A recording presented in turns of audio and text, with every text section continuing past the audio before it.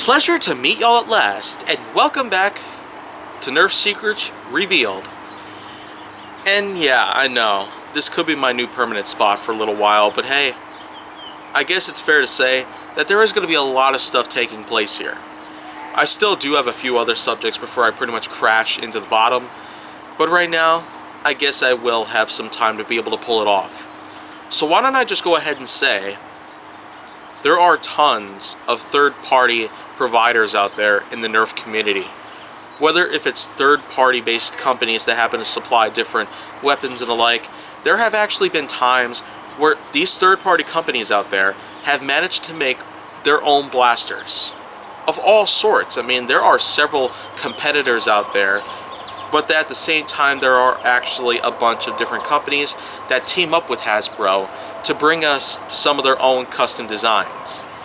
Of course, I'll mention them another time, but why don't I go ahead and start talking about the accessories.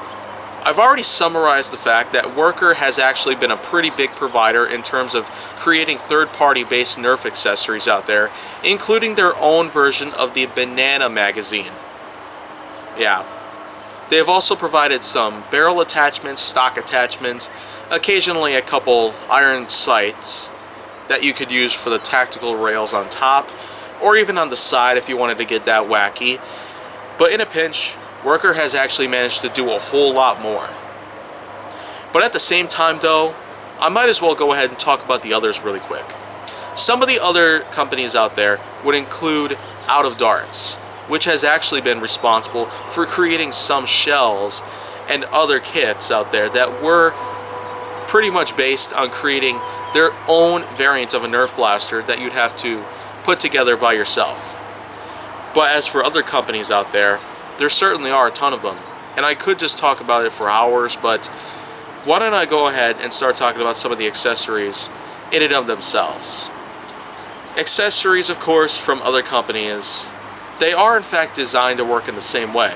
Whether if it is just supposed to be a knockoff or some sort, then well, that's just kind of the joke's on you.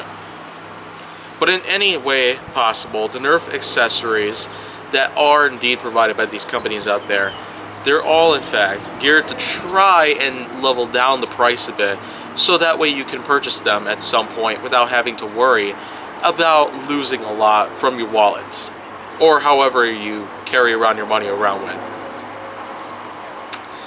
But one last thing I should note real quick is that the Nerf accessories that come from third-party companies themselves, there's a lot of ways that you can probably look at them, but it turns out that there is definitely a lot of different things going on out there. There are a lot of colors you can probably go on, and there's even times where third-party accessories have actually had a lot of different features, whether they're meant to be temporary or they're permanent attachments. In any case, whether they're custom made or if they're things out there that are provided by other companies, well, it's probably your choice whether or not you get to modify your own blaster in any case. But so to speak, I'd say I'd probably just stick around with some of my own accessories that I would certainly get from Hasbro themselves, as they have made tons of accessories themselves, whether it be attachments and the like. And so that's just kind of how I'd like to end this chapter in the book. So that's pretty much all I got to talk about there. But if you want to see more, go down to my channel. Make sure that you like, subscribe, comment, follow me on social media, and stay on the Hollywood side.